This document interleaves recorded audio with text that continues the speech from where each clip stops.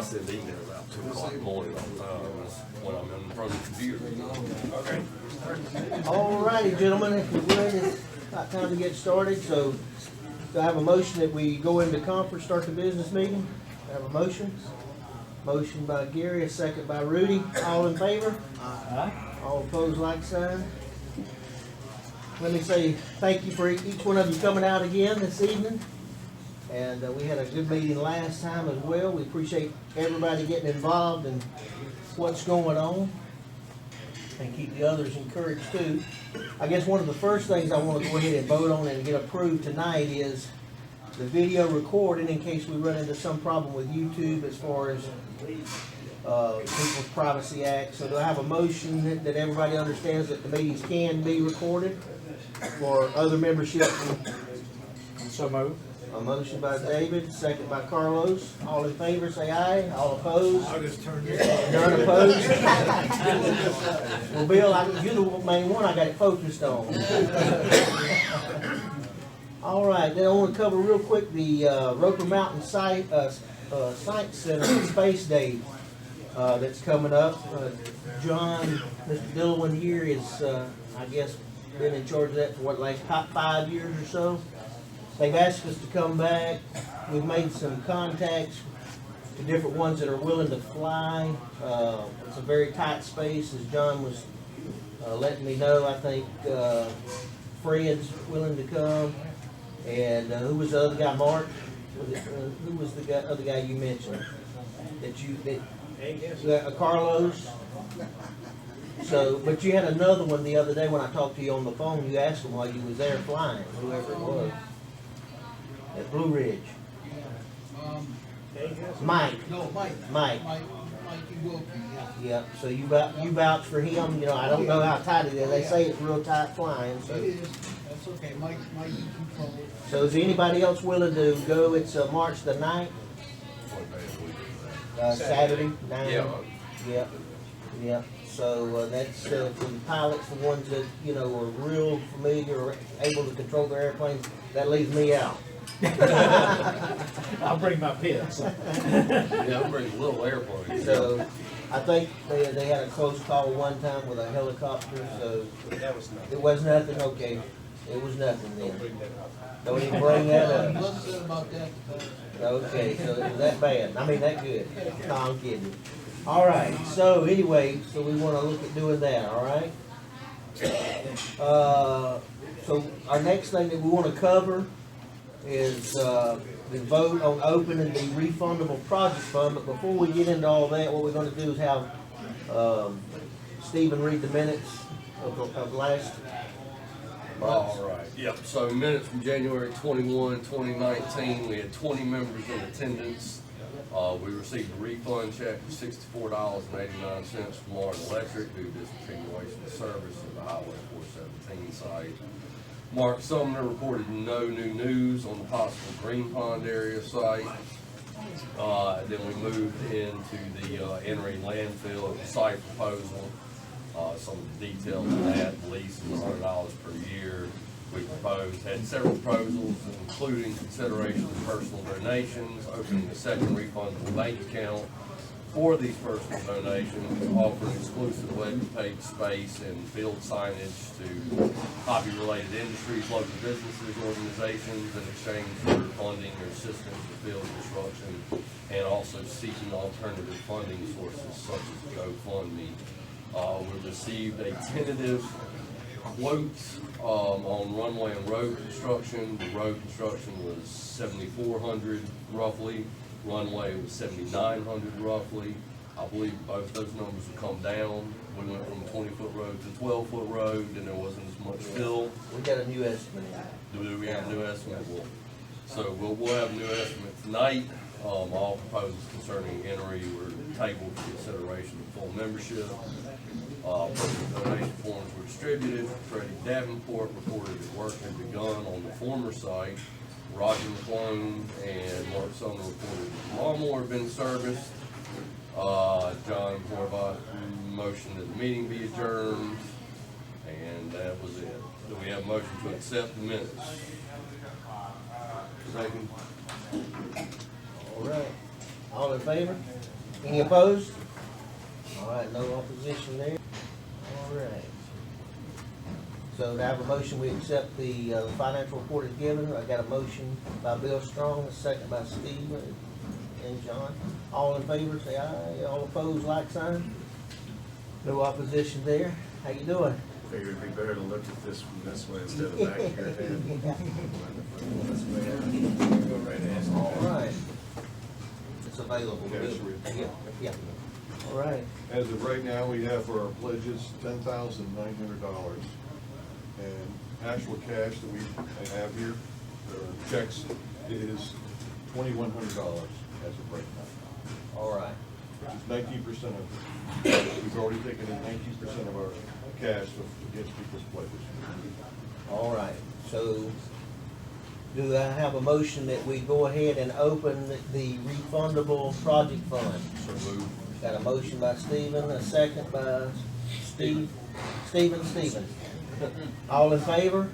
Any opposed? All right. So we'll get that going there so we can get the money deposited. I'm gonna cover briefly this idea here. This is just something to throw out there and see if you want me to look into it, is cover the possibility of setting up a PayPal account for those who might go to the website and had rather pay online than mail a check. And the reason that I'm mentioning this is, for instance, I'm going to be in the process in the near future, since we've got the fund opened up, as soon as it opens up, to sending out requests for donations to all the other clubs that AMA has, and there's 2,200 of them. And then I don't know how many members, but I'll ask them if they're willing, and to do it, because they might be in the same boat we're in one day, and we can return that favor. It may be that they don't want to mail, go to the mailbox and all this stuff. Now, PayPal will charge. They do not charge for us to set up the account. It's free for any non-profit organization. They do charge 2.2% and 30 cents per transaction. So if somebody gives $100, and they're going to get 30 cents plus 2.2% of that. But it's better than nothing. I will put on there on the website that we'd rather you mail it in, but if not, we will, take it through PayPal. So I have a motion that if that's feasible, that we can do that. I got a motion by Freddie. I have a second by Carlos. Garrett. I'm sorry, I get you two mixed up. It's the mustache, I know. Must be, one got a mustache, one got a beard. Jet Brothers. Yay. All right, so now I guess I need to cover real quick. Do I have any questions or concerns on anything going on thus far? Yes, sir, Fred. What about, something was mentioned about a GoFundMe account? Yes, okay. Mark and Stephen was looking into that, so I've got Stephen, he did some research on it, and I'm gonna let him tell us what he found. So you go ahead, Stephen. Okay, GoFundMe is basically the same thing as PayPal. They're gonna take 2.9% plus 30 cents per donation. So that's the deal with GoFundMe. Other than that, I did not see any limitations. Gary, is that gonna affect our tax status any? I don't know that, Yeah, I don't know either, but I would Right. expect so, because they had it set up for nonprofits. Yeah. So, but that's the deal with it. And how much, 30 cents? 2.9% plus 30 cents comes out of the donation. So Okay. it would come out of our end. All right, so that's something we could look at, into the future, as far as that goes. We'll start with the PayPal thing, see what we can come up with there. See what monies we got coming in through the other donations through AMA as well. And, as I mentioned before, I'll be setting up, trying to talk to these other corporations to see if we can't get some sponsorship and donations through them as well. Hobby Connection, yeah, Horizon Hobbies. I'm gonna be talking, matter of fact, I think Rudy was telling me that John Horvath and I had talked to some people down at Triple Tree, and some of them wanted to meet with me because some of them wanted to donate. So that's a positive there too. So I don't know what that entails. but, you know, we're definitely looking into all that. All right, let's look here real quick. Let me go over the new estimate here. And there's a couple of things that I want to cover as far as the new estimate goes.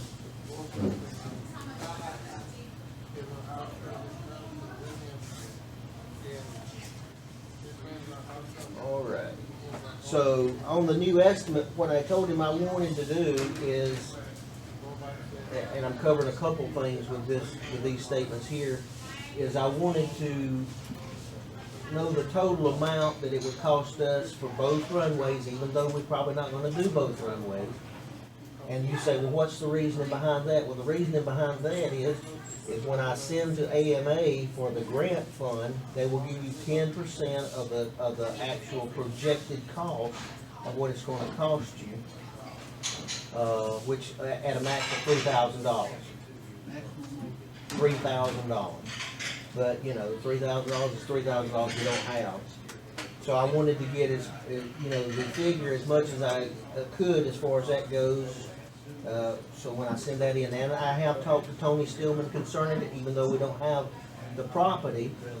John has set up a meeting, that we have a meeting with the landfill site, the management team out there and their engineer, the 1st of March.